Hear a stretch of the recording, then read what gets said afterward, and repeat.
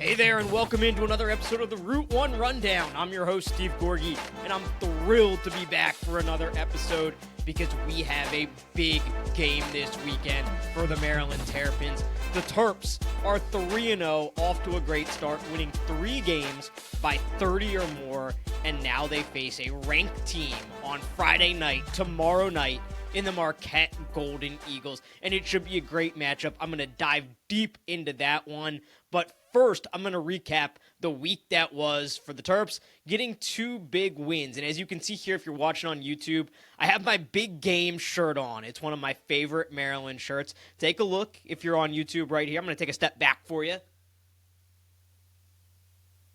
That's right. It's a cartoon Terp dunking a basketball. It's like I would say, late 80s, early 90s era shirt. One of my favorites, and it's one I wear when we got a big game on the horizon, when we need a Terps victory, because the Marquette game is a huge one. But like I said, first, I want to recap the week that was, because the Terps played 2 games over the last week. Last Friday, they get an 86-52 win over Mount St. Mary's. On Monday, they pick up an 84-43 win over Florida A&M, and that's 3 straight 30-point wins to start the season. So what have my takeaways been from the first 3 games of the year against, let's face it, overmatched competition? You know, there's only so much you can take away, but I do think there are things you can take away and that you can spin forward when you look to the rest of the season.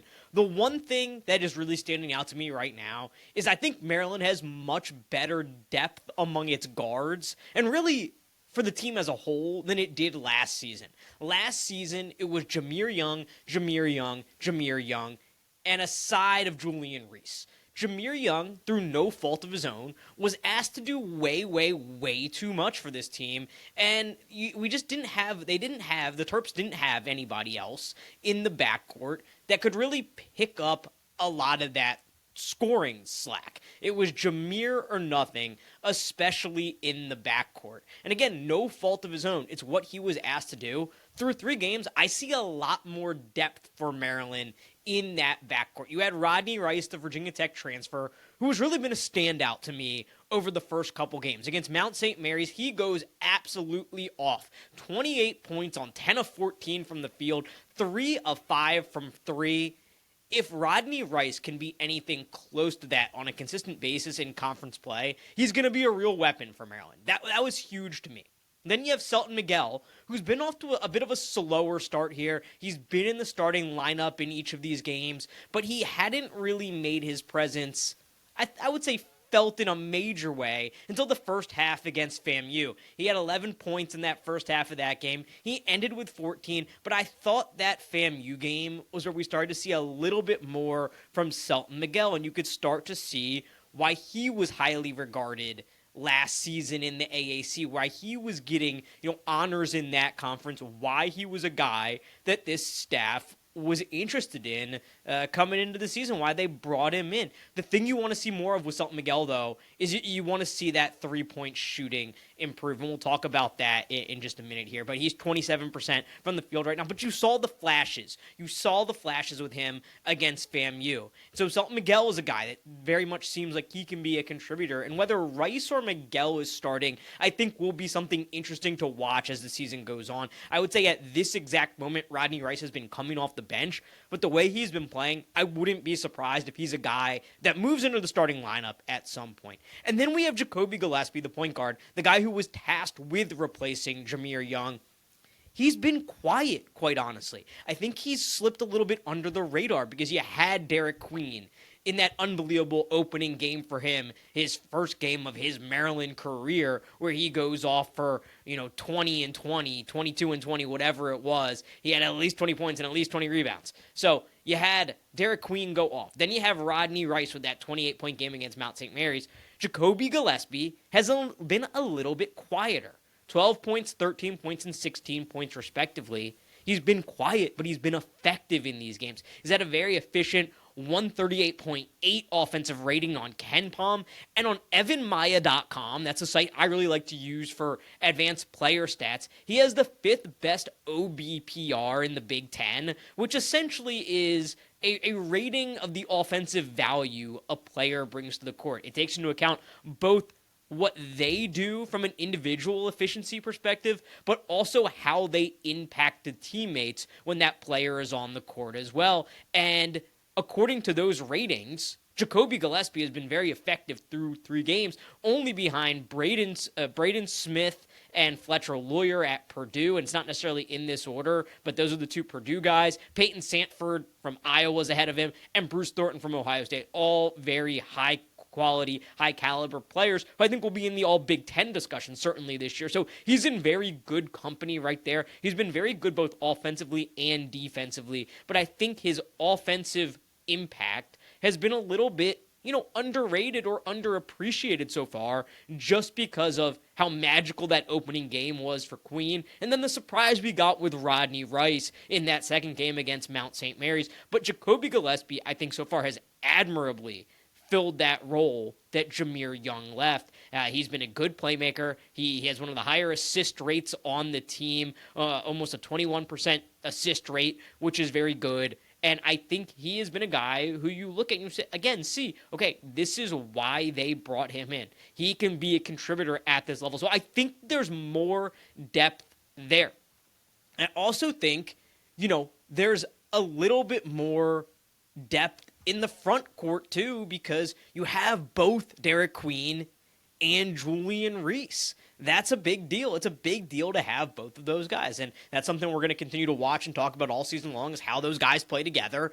Is it better to separate them? What's the best lineup? Is it better when they're on the court together? They're clearly 2 of the best 5 players on the team, and I think there's a lot of different things we can do, that Maryland can do with with those 2 guys and how they utilize them. I'm a big believer in, if you want to be elite in college basketball, if you want to win conference titles, if you want to advance in the NCAA tournament specifically, you have to have multiple ways to win. And I think that's one of the unique things that Maryland has with 2 bigs like Julian Reese and Derek Queen, is that they can play different lineups. They can maybe do different things so they can win in different ways. So I do see depth, especially in the backcourt, as something that I've been impressed by so far. Now, the level of competition is of course about to step up in a major way, and we'll see how much of that depth exists once we get into conference play, right?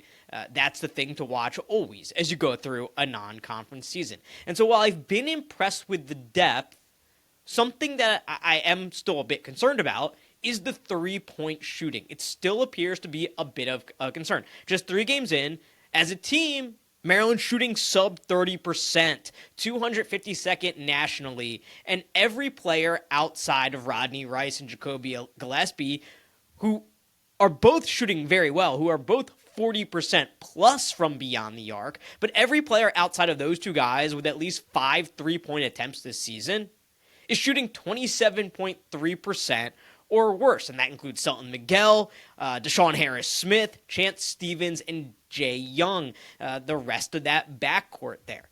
The other thing when you think about 3-point shooting, why it may be a concern, is not just as a team that they're not shooting a great percentage outside of those 2 guys who are shooting very well. It's that Julian Reese still this season has not taken a 3, which I wouldn't say is unexpected given what we've seen him do from beyond the arc over the course of his career. After all, the last 2 seasons, he has not taken a 3 after taking 23 his freshman year.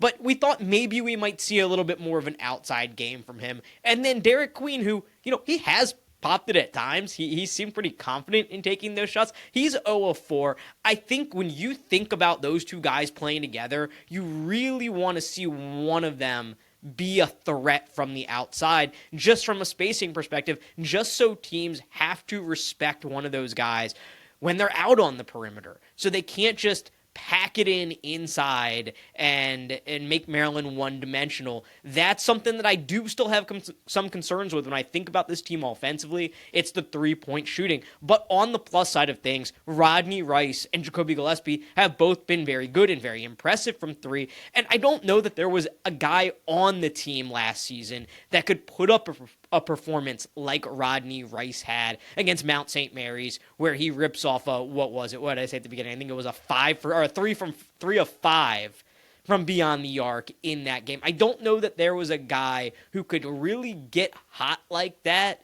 and could carry you for a game. So it's a concern. There are some positives there as well. And then my last takeaway through these first 3 games is defense, defense, defense. You're hearing it from the leaders. You're hearing Julian Reese talk about it when he has media availability. You always hear it from Kevin Willard, and you hear it from a lot of coaches. But through 2 years and a couple games at Maryland, I do think that Kevin Willard is a defensive-minded, defensive-based coach who has shown an ability to generate very good defenses year over year over year. Since he got to Maryland, he's had a defense ranked 32nd and 14th in KenPom each of these last 2 seasons. And while Mark Turgeon had some good defenses during his time at Maryland, I think most people would say he was a defense-first coach. He was a defensive-minded coach. There was a lot of complaints about the offense and how it got bogged down. There's been some of those same complaints with Kevin Willard thus far as well. What Turgeon's defenses didn't do was turn the other team over at the rate that Kevin Willard's is doing it so far this season. Maryland ranks 8th nationally in defensive turnover percentage, forcing a turnover on more than 27% of possessions. And what that does for an offense is it generates easy buckets. And that's so critical to me in the Big Ten, where things get slow, where things bog down, where buckets can be hard to come by. If you can force a turnover that leads to a run out, that leads to a fast break, that leads to an easy basket, it's so huge in a game like that. So that's something I've been very impressed by right now, is how Maryland is forcing turnovers. Again, 8th nationally in defensive turnover percentage. It's leading to easy points. And I think a lot of that is because of how long, athletic, and switchable these guards are. Deshaun Harris-Smith is especially one of those guys who the impact hasn't been felt quite yet on the offensive end. I think it's still a work in progress. It was last year as well. But he's a guy I think you can really count on the defensive end. And Willard said it in his media availability earlier this week. Deshaun Harris-Smith is a guy who's comfortable guarding 1 through 4. He's a guy you can switch 1 through 4. And that's really big against a team like Marquette that has 5 shooters on the court at all times. I really like the length, the athleticism, and the switchability right now of this Maryland team. Now, where the switchability comes into question a little bit more is with the bigs.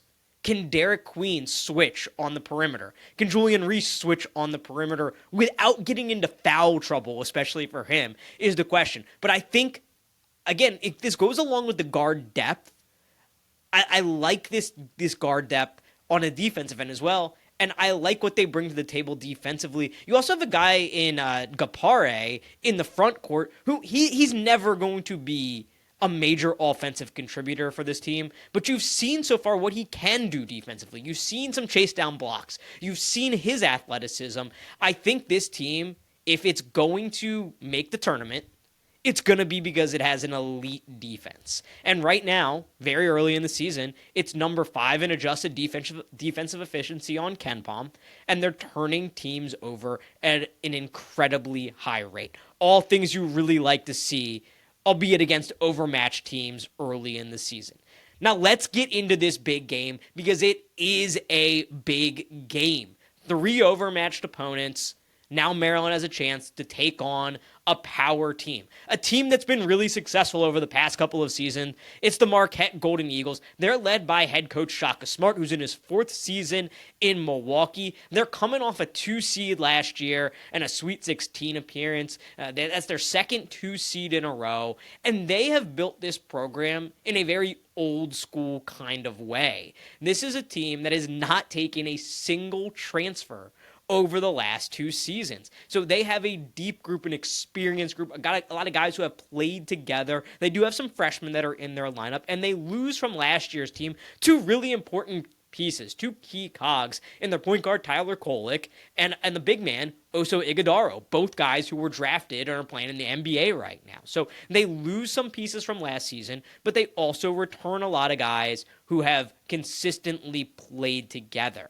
The guy you need to know on this Marquette team is Cam Jones. And he has been the guy who is playing point guard for them. He's a senior, and he has put up big numbers and super efficient numbers very early in the season here. Started off the season with a 32-point outburst against Stony Brook, followed that up with 24 points against George Mason, and again, all in a very efficient way. That first game against Stony Brook, he only missed 2 shots from the field, 10 of 10 from 2, 4 of 6 from 3.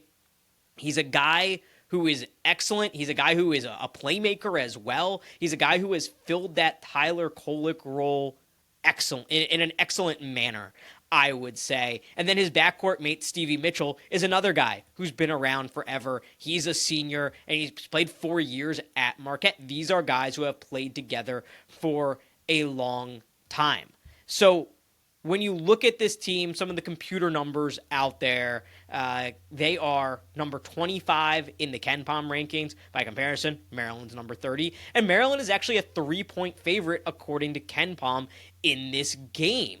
And actually, Maryland up to number 29 as of this morning. It was yesterday they were 30. Marquette up to number 24. But Maryland, nonetheless, still a 3-point favorite in this game, according to the KenPom numbers. The KenPom numbers are going to be very close to the opening lines that come out by Vegas. We should get that number later tonight. Haven't seen one yet. But Maryland, a small favorite in this game. Before I dive into some of the matchups in this game and what this, some of the matchups, how Maryland wins, what to watch out for, I want to talk about what this game means, though.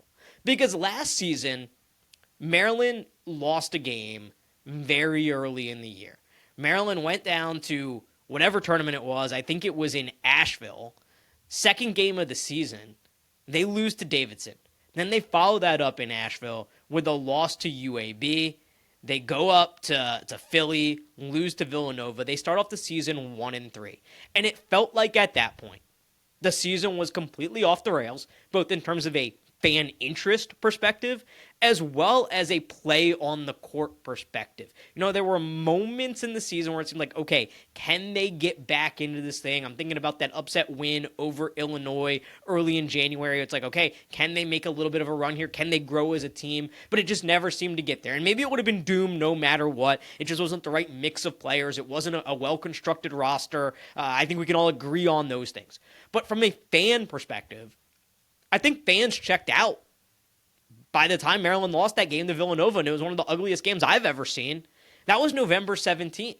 So for Maryland this season to get off to a 3-0 start, and let me tell you, the attendance has not been good at these games. To have a big-time Friday night game against a marquee opponent, a ranked opponent in Marquette, an opponent with a big-name head coach that everybody knows, it's huge. It's a huge deal for Maryland and Maryland fans from a rejuvenating the fan base perspective, from a generating buzz and excitement that can carry you into conference play where you're going to have these big home games, where you're going to need a big crowd, especially when you're trying to make the tournament and hopefully go beyond just making the tournament, right? I always think Maryland basketball is a very special thing in this region. And if you're a Maryland fan listening to this, you're familiar with the region, right? We got 2 big cities. We got D.C. and we got Baltimore. We have 2 separate fan bases, by and large, in each of those cities. You have Ravens and Orioles fans. You have Commanders and Nationals fans. And really, the 2 don't agree on a whole lot. But Maryland basketball is one thing that can kind of bring the entire state together, that can bring each of those fan bases, each of those cities together and unite the whole state around one thing. And there's a million reasons for that. It's the flagship university of the state.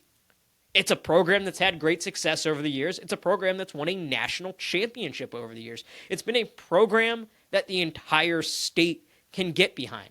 So for Maryland to have this big home game, to have an opportunity to knock off Marquette and to really gain some momentum going into this season so people care about Maryland basketball, even as the Commanders are having an unbelievable season, even as the Ravens look like they have the best offense in the NFL or one of the best offenses in the NFL, an NFL MVP candidate in Lamar Jackson. The Commanders have one of the best young quarterbacks in the NFL. To give people a reason to care about Maryland basketball, it's huge. And winning this game, I think, will do just that. But if you're on the fence about going to this game, if you're on the fence about supporting this team, you're probably not if you're listening to this podcast, but if you know somebody that is, this is a huge game. They need support because a home crowd in college basketball can work wonders. Absolute wonders. You can get in the building for this game looking at SeatGeek right now, upper deck. I see $47 tickets, two together, right? It looks like it's going to be a little bit better of a crowd based on some of the pricing. I think the cheapest I see in the lower level right now is about $70, $69 here. So it looks like it's going to be a little bit better of a crowd, but you can get in the building for under $50. And if you're on the fence at all about going, it's a Friday night. It's a huge game for this program. And I think a win here, a great environment here, could really power this team through the rest of the season. Could really create some real momentum for this team and this program. Okay, so that's what it means for the fans. That's what it means for supporters of this program. And I think there's a confidence level it can also build with the team. I think there is a level of confidence that Maryland never had after those early losses last season. And I think confidence is something that can be like an avalanche. It starts rolling downhill, and it just helps you. It helps you play better and better and better. And it's a fickle thing, and it's especially fickle when you're dealing with college students and young people in college basketball. But again, that's why I think a ruckus home crowd is so important. So I think this is a really big game for Maryland for the rest of the season. It's a big game from a generating interest perspective. It's a big game from a building momentum perspective. It's a big game from building confidence perspective. And it's a big benchmark game to go up against a team that's been one of the top teams in the nation the past few years and say, hey, we can beat these guys. So how does Maryland do that? How does Maryland win this game? What will be the keys to this game? I think number one in this game for Maryland to win, they have to take care of the basketball. It's something they've done very well this season. They've been very good at not turning the ball over and, like I already mentioned, forcing a lot of turnovers. From a turnover perspective this season, Maryland's been very good. Maryland is 8th in the country in offensive turnover percentage, turning the ball over on just 10% of possessions.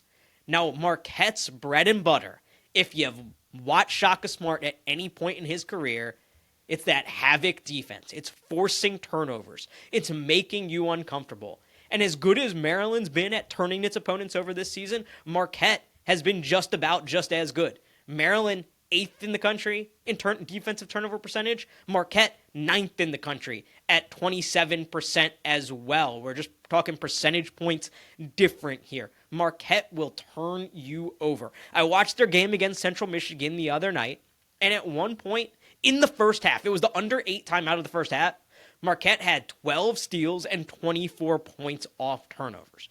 So I think the key to this game, the first key is going to be taking care of the ball. And it all is going to start there. Because what happened in the second half of that game against against Central Michigan, was when Central Michigan stopped turning the ball over and giving Marquette easy buckets, Marquette's offense slowed down.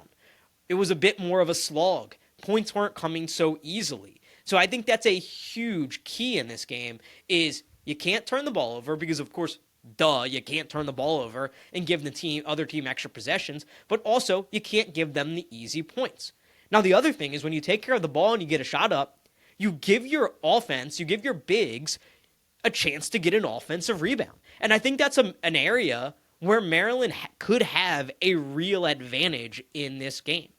You look at some of the numbers, and Marquette is not one of the better teams in the country when it comes to rebounding. In fact, from a defensive rebounding standpoint, they're ranked 235th in the country on KenPom.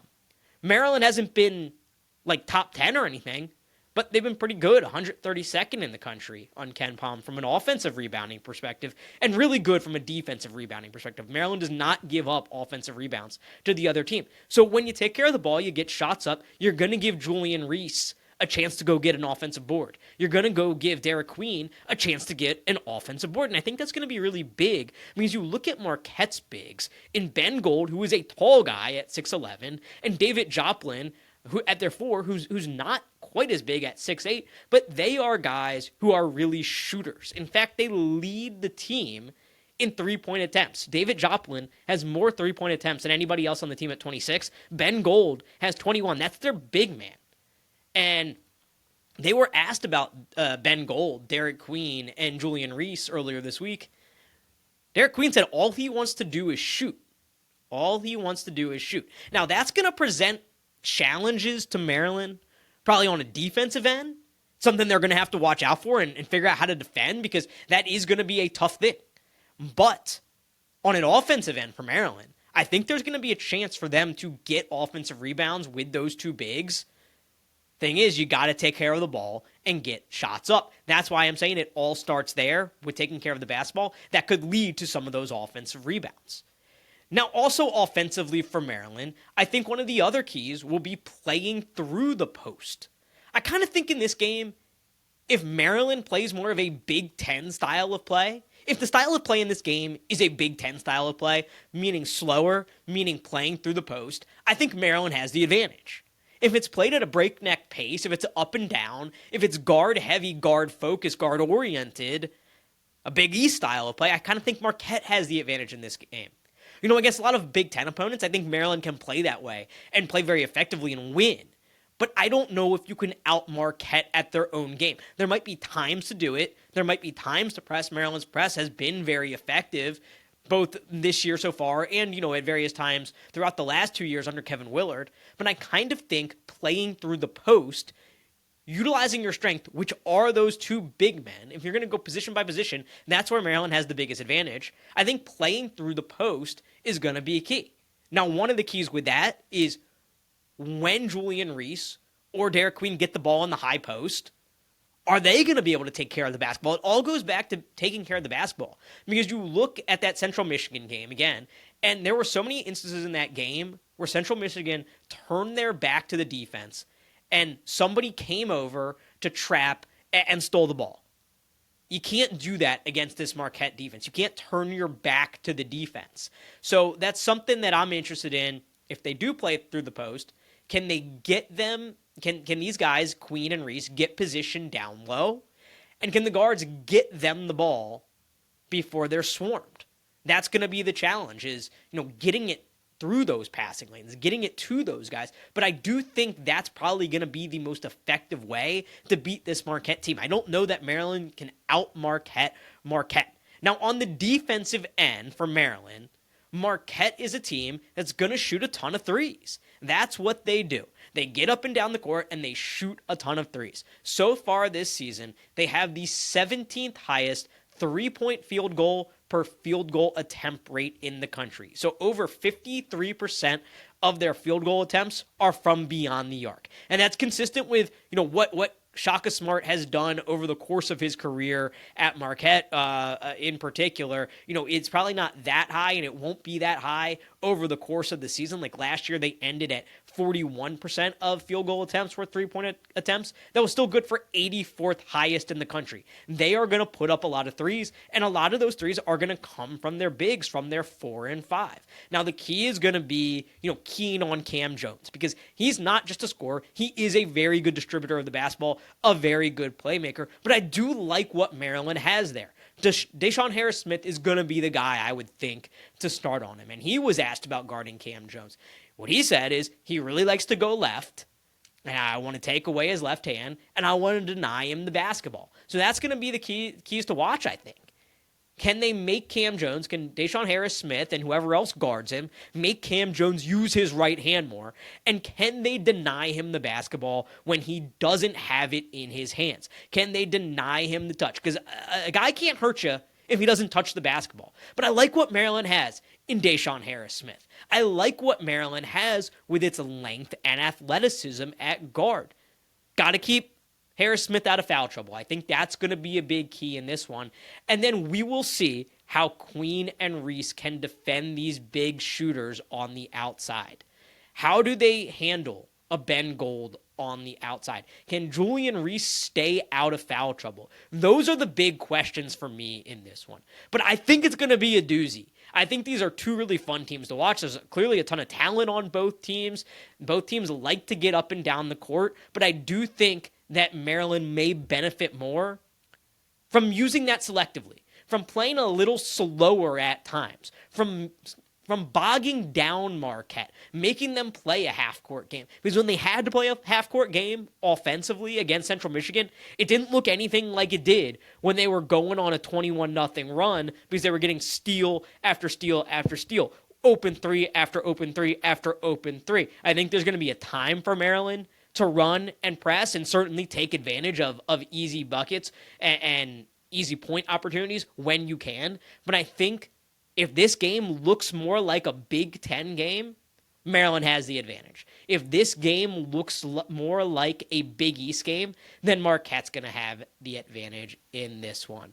There's a lot at stake with this game. I truly believe that, as much as can be at stake with a mid-November game. But I think this is a huge chance for Maryland to make a mark this season, to say, hey, we're here, we're back. Last year was a down year, but we are a team to be reckoned with this season. I think it's a chance to really get the fan base excited and unite them again around this team after a down 2024. And I think it's a huge chance to build momentum and confidence for this team. I can't wait to react to it and break it all down with you. I will talk to you next week and enjoy the game, everybody.